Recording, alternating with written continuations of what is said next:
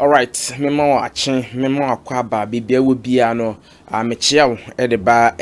Kings TV GH eso abusuafo matenase said ye mamu update ewo sports mu no eno na yatenase a yeguso ya hwefo ne ye subscribers ye timi amam update na mahu dia ekoso ewo Ghana ye football no the season na bana clubs no prepare ahead of next season so beja players ni bi kwan ebi beba hanti o club na o support no player ben eba and as a player ben na etumi afrimo eno update ye de eba on transfer update on transfer na yetimi de abro medin ene Ahmed Ayat yes metena sese ya enye menkoa ena medi dwuma no Osman Jovadi ena afi the chief executive producer Ken Halid omina daroma ena matena se ya mede short transfer update etumi de abro na odi abene se obe subscribe to channel na afi no wetimi ahye ama afoforo nso so atumi anya de course update bi bia no omo nso ebetimi but don't forget say notification bell no obebo mbodi turn on say the be you be notify anytime bia na ye pe upload a new video and say bia ye betumi aba live na oso atumi ajoin na bibia no enso atumi akoi aya mema refi say comment section ho so adwen kire waten yi wasem bisa ne watenatene ni nyina no ode be comment section ho na afi no mepam yeso atumi akenkan na atumi abo na dwumadi ayedi no yetimi aya ye ne yie na bia no enso atumi akonkan and transfer stories no yebehwe Kumasi Asante Kotoko na fi Accra Heart of Folk na fi no jewremu ewo clubs aka no enso so kakra na fi no yetimi ma update enso etumi ewo hono yes Accra Heart of Folk a lot of transfer stories ena ewo hono ma yetumi ediaba season ya ending and Heart of Folk etimi wremu top 4 no omo etimi wremu ohwe league log na Heart of Folk eda fourth position na chese etimi say all compare last mechere 2023-24 season na to 24-25 season dia na because improvement dem etumi eba because 2023-24 season no ohwa na eduru baby no na Accra Heart of Folk fighting from relegation and coach Abubakar Watara etimi ebe wurema otimi ebom susu mu last minute omutimi nyomutiri eden edidi mu ewo hono but this season no ankwanko banesa ohwe tofo no matimi ewuram so we will say improvement den etimi eba ewo hono Kumasi Asante Kotoko this season na omohwe so metimi agi league no na fensu no FA Cup but league no antimi amwa nema antimi ambo hono womu antumi anje nemu no FA Cup no na Kumasi Asante Kotoko enso eden etumi age edisi omo na so ese no omu anya sport ewo CAF Confederation Cup no ma omu akwa represent oman kronkron Ghana ewo so menka se Kumasi Asante Kotoko nso no meka se aja omu ani so adi hunu se omu je league ni FA Cup no omu timi nya mu ba kwenti na omu de aseda no ebema twedi amponyankopon se aja omu atimi anya mu ba ko now say no Kumasi Asante Kotoko prepare very well say omu ebetumi aiden awuremu ewo Africa na omu make impact ewo hono ohwe club World Cup kosi owene match ba ko sika u enya na senke bia Kotoko na say Ghanaian clubs participate in bia matimanya win bi krampo na I think say enke betimi akushi omo na bibia no enso etumi akwankan de amon but unfortunately antimi ankwanko baneta ni nyina mu no aja yemfa aseda manyame na yehwese ye betimi atoto ye ne maye nti na Kumasi Asante Kotoko say no player bia na omo be hia no next season no ya de omo pre-season omo make sure say obetimi abawe kan na bibia no be no matimi ayabum na bibia no enso atumi akoye na mamen shase emfanfri medium ma aso transfer ho sense me shase de free medium aso na fi no de men say come from medium sporting club ne say 6 players ya omo a party ways with Mediama Sporting Club enti say na emrante no omo din no esi etie ubenya branche ye friend Michael Enu wono center back anase midfielder otimi boni mienu nyina no na ono a party ways Andy Kumi Francis enso striker Dauda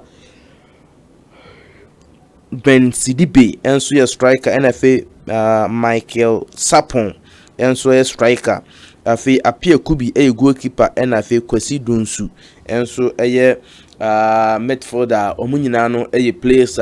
womo atimi a party ways with Mediama Sporting Club eno update na just free Mediama Sporting Club eba na mami entu fan na fe no mintimi nwuramu ewo Kumasi Asante Kotoko wamonso asoye na fe no memfa kakra emfri Kumasi Asante Kotoko asoye emfambra odia na meka se goalkeeper ye freno Benjamin Asari na Frederick Asari mumfancheme Frederick Asari yes wono no yadia oni Kumasi Asante Kotoko aware no atumi abana wieye nti nyina no se ohwa brantie no report amense kan ene se clubs ni bi every South Africa ena fe Tanzania Premier League ni mu mo pa brantie ye freno Benjamin Asari okko Kumasi Asante Kotoko omo social media handles na womu atimi aba brantie na abaso juma oni omu aba bedini na no matimi adanase a meno kase ni de Benjamin Asari onye player emfama Kumasi Asante Kotoko biema eno update eno so etumi aba NFA clubs na free South Africa na fe Tanzania Premier League nso peno na wahya no so sa enso etumi de amame yemfro na fe yenko abrantia ye freno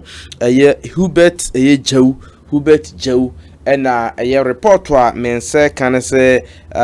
abrantie no atimi ajoine Kumasi Asante Kotoko Hubert Jau wono nso atimi ajoine club ye freno Kumasi Asante Kotoko report amense kan se enche kra no ometimi aye announcement no enti na mosomwa monitania ma notice abranti a friend Hubert Jau ye midfielder wa joine Kumasi Asante Kotoko amesero mema no enye nwanwa enso ewo hono ma eno report wa uwram ewo Asante Kotoko afama eno nso etumi aba yede ema ewo Kings TV GH so afei yanko Accra Heart of Folk but before Accra Heart of Folk mama nyiwe nsumfuru ho no abranti we osina kind ma Kumasi Asante Kotoko wono nso na dia ne se ye friend midfielder ye friend Samuel Tenedu yes Samuel Tenedu report amense kan se abranti no enya dia next season Kumasi Asante Kotoko obetumi aka ho biem na sisi ya no ade a team my friend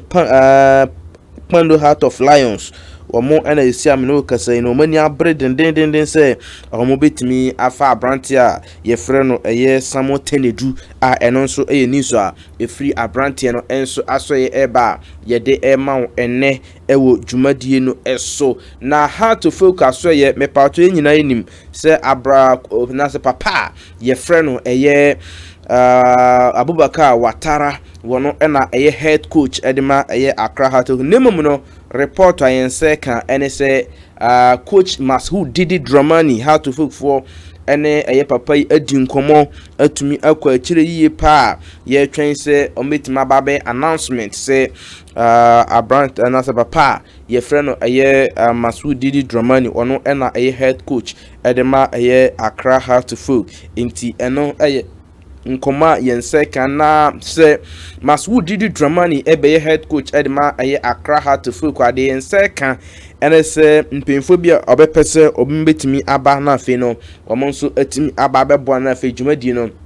enso atumi awie payo ediama no sei ena esiete former Asante Kotoko assistant coach ena fe currently wono ena okọ Basake ɛyɛ Holy Stars a ɔno nso so etimi di ne dwuma ɛde ma as head coach yɛfrɛ no ɛyɛ Abdullahi Ghazali. Report amense kan ene sɛ so obegye etum ene ɛyɛ coach Masud Didi Dramani aba be yɛ adwuma de a ɔno ebetumi aba be first assistant ɛyɛ coach a ese nkomodidi no egusu a ɛkɔ so aduru akyire yie pa enso ɛwɔ hɔ no mo bɛka ya enkyɛ na Kumasi Asante Kotoko enso any Golden Kicks ɛbɔɔyɛ ɛno ɛyɛ FA Cup final ɛna etumi etodwa na coach edema Golden Kicks owura friend Fifi Parker na Diamense kan ene so no so how to feel for ene no edi nkomo anase between coach Masud Didi Dramani how to feel na Fifi Parker omo edi nkomo se de be ya ono so gituma baba be second assistant coach ede ama Masud Didi Dramani a eno so report wa yensa kan nti so gituma sa papa fo mienu we anase coaches we na ene coach Masud Didi Dramani enso ebe adwuma eno nkoma eno nso efiri ho no eba ho nsem ni na no yede ema yen atiefo na exclusively when so coach ya ubramu ewo Kumasi Asante Kotoko fama wono goalkeepers coach efe Najawu Isa ono nso say ogituma ono nso betima adwane how to foka eno nso report a Manchester eno nso mense kan ho nsem ni na no metumi ede ama ewo dwumadi no eso yeda so egina Accra how to foka so no mame emfantu dwase ubrama na abrante a friend no David Opon Afrane ye twen say there how to feel for any abranti ebetumi adin komna bia omonso atimi extending the contract e dia man but see ano de yenye hunsen komodi de bia no enso etimi akoso nti report wa ye gada ene say likely say abranti friend no Opon Afrane enso ebetimi afri club a ye friend no ko anase how to feel kumu eno say de honsem no enso esiti a ye jam kama enso atumi ede ama de mede sorry no enso so coach ye friend no Fatawu coach Salifu Fatawu wono so ho na mede sorry na sei na esi etie clubs ahodro na pepper pay clubs ahodro na pepper pay Aduana FC coach Salifu Fatawu sanso na 11 Wonders wo mo anya promotion next season omo so besi akan Ghana Premier League ni mo omo so ani abre a omo papa ya minim Kerala United yes mabudi omo so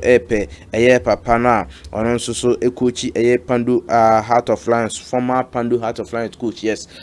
nti eno update na nchese atumi atotodwa yeso yede maw na osu ehu de ekoso Ghana Premier League no enya sem kuma akra yes nti